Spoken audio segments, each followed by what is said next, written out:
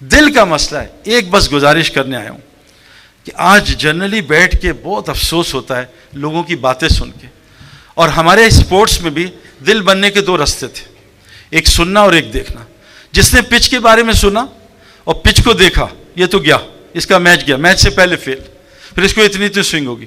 میں نے 20 سال میں دیکھا کرکٹ میں کہ ایک گریٹ پلیئر آتا ہے, سوئنگ بند ہو جاتی. یہ کیا ہوا؟ ابھی تو بارش ہو رہی تھی. ہم نے ایک قصہ سنا, حضرت کعب پہ بارش نہیں ہوئی, فجی میں جا کے خود دیکھا. ہم یہاں مسجد کے ادھر ہیں, بارش, اور مسجد ادھر بارش نہیں ہو رہی. یہ کیا چکر ہے بھائی؟ اتنے سے فاصلے, 2 دروازے. تو ایک پلیئر کو سوئنگ اتنی, اور کس کو سوئنگ نہیں ہو رہی, ماری جا رہا ہے. تو کیا وجہ ہے؟ انسان جیسا گمان کرتا ہے ویسا اللہ کرتے ہیں. ایک لڑکے نے دھاگا باندھا, پیر صاحب نے دھاگا دیا, ہر میچ میں 30 آؤٹ, وہ 30 رن 40 رن. کہتا سعید بھائی یہ دھاگا دیے پیر صاحب نے, ہر میچ میں 30-40 رن ہو رہا ہے. میں کہا ایک پنڈت ہے ہندوؤں کا, وہ سچن ٹنڈولکر کو دھاگا دیتا ہر میچ میں 300 ہوتا ہے, تو ہندو بن جا کے. تو جو آدمی دھاگے خدا بنائے گا اللہ اس کو دھاگے سے جوڑ دے گا. جو بت کے سامنے بیٹھا بت کے حوالے. ایک لڑکی نے تعویذ پہنا, میں کرکٹر نے سونا, میں کہا اتار دے حرام, اتارا, پہلے میچ میں پٹائی, دوسرے میچ میں پٹائی, تیسرے میچ میں تعویذ پہنا, پھر 5 آؤٹ کر دی نا. تو تعویذ میں خدا چھپا تھا. تو میں آپ یوتھ کو خصوصاً یہ بات بتانا چاہتا ہوں کہ جو آدمی سنتا ہے یہ جو ہے نا, یہ اچھی چیز بھی ہے, بری نہیں ہے, لیکن گاڑی آپ کہاں لے جا رہے ہو, سینما یا مسجد؟ گاڑی تھوڑی غلط ہے, یہ فائدے بھی دے رہی. تو جب آدمی اللہ کے غیر سنتا ہے, جو آج ہم سن رہے ہیں, اور جب اللہ کا غیر سے دنیا کو دیکھتا ہے, دل میں کان اور آنکھ کی باتیں اندر جاتی. اس لیے اللہ نے قرآن میں کہا ہے نبتلیہ فجعلناہ سمیعا بصیرا, ہم نے امتحان کے لیے آنکھ اور کان دیے. بڑے خطرناک امتحان ہے, میں آپ کو بتا نہیں سکتا. یہ کان اور آنکھ کو آپ صرف عورتوں سے بچا لو, نامحرم سے. آپ کو میں بتا نہیں سکتا, یہ جو جماعت میں نکالتے ہیں نا, ایسے نہیں نکالتے. اصحاب کہف نے اپنا شرک کا مول چھوڑا تو اللہ نے اس سے ہمارا سارا نظام سمجھا دیا, ایمان فوراً بڑھا دیا, ان کا ایمان بڑھا دیا, اور دنیا کے سارے کام آسان, اور اپنی رحمت کو نشر کر دیا. صرف اپنے ایمان کو بچانے کے لیے سوئے ہیں, تو کیوں نکالا اللہ تعالیٰ نے؟ تو میری گزارش یہ ہے کہ یہ جو کان اور آنکھ آج کل بہت غلط انفارمیشن. دیکھو گولی کی طاقت بندوق میں ظاہر ہوتی ہے, ہاتھ کی گولی چوہا نہیں مار سکتی. سم کی طاقت موبائل جیک میں ظاہر ہوتی ہے نا, ورنہ ہاتھ کی سم کچھ نہیں کر سکتی. یہ جو کلمہ دیا نا لا الہ الا اللہ, یہ اتنا طاقتور ہے, کائنات میں کوئی چیز اس کا مقابلہ نہیں. ساری کائنات ایک پین میں رکھو, یہ کلمہ اڑا کے پھینک دے گی, لیکن کلمے کی طاقت دل میں ظاہر ہوتی ہے. ہم یہ ڈیمانڈ کر رہے ہیں جس پہ نبی صلی اللہ علیہ وسلم کی سب سے زیادہ محنت لگی. 13 سال نہیں 23 سال, 13 سال تک اتنا ایمان بنا تھا, یہ چھوڑ دیں. 23 سال بعد ایمان بنا کہ جان مال سے حج کریں. 22 سال بعد ایمان بنا کہ سود چھوڑ دیں. تو ایمان بڑھا دیں, ایمان کی محنت کبھی نہیں چھوٹی. وہ کہتا ہے 13 سال تک, ایسا نہیں ہے. تو یہ دل میں جب جائے گا کہ کلمہ لا الہ الا اللہ, پھر دیکھو یہ جسم تو بنا اسلامی. مجھے داڑھی رکھنے میں واللہ کوئی تبدیل, کوئی مسئلہ نہیں. حالانکہ میں تو اکیلا تھا, میں تو اس وقت کرکٹ میں کوئی بھی نہیں رکھتا تھا. کوئی مسئلہ نہیں داڑھی رکھنا. یہ حاشی معاملہ, اتنا بڑا کریئر ہے, اور کہہ رہے ہیں جی شراب کا اسٹیکر لگاؤ گا, دفع کرتا ہوں, لعنت بھیجتا ہوں کرکٹ کو. اور کیا ایمان والا, ایمان یہاں تھا نا, ہم بنے اسلام کے لیے. اللہ نے اسلام فطرت ہے, کیوں نہیں چل پا رہے؟ کیونکہ جب آدمی بیمار ہو تو اینٹی بایوٹک اچھی لگتی ہے, حلوہ کڑوا لگتا ہے. ہمارا دل بیمار ہے, اس لیے دنیا میٹھی. جس دنیا کو اللہ کہہ رہے ہیں لا تمدن عینیک الی ما متعنا, اے نبی اس گھٹیا دنیا کو آنکھ اٹھا کے نہ دیکھنا. دنیا کا اردو کا مطلب, اچھا یہ جو مولوی فضل سبحان کہہ رہے تھے نا, یہ میڈیا پہ نا یہ آپ کو لوگ گمراہ کر رہے ہیں. عربی کی اردو ٹرانسلیشن ہو نہیں سکتی. مولوی صاحب وہ سیال کوٹھی بھائی, چائنا مین کی اردو کرو, چائنا مین. کرکٹ میں ایک لفظ ہے چائنا مین, کس کو پتہ بھائی؟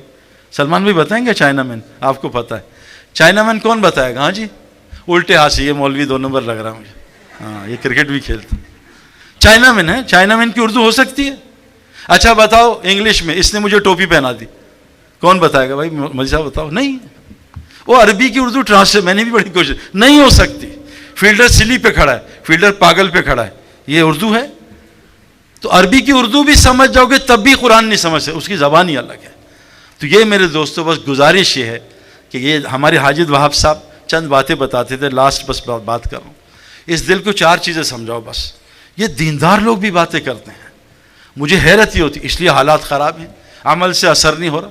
پیناڈول سر درد دور کر رہی ہے اور زمزم اثر نہیں کر رہا, فاتحہ اثر نہیں کر رہی, سورہ یاسین سے مسئلے حل نہیں ہو رہے. لوگ منکر حدیث کیوں بنتے ہیں کہ مولوی صاحب نے جھوٹی بات سنائی تھی. وہ بھائی پہلے کلمہ تو یہاں لاؤ.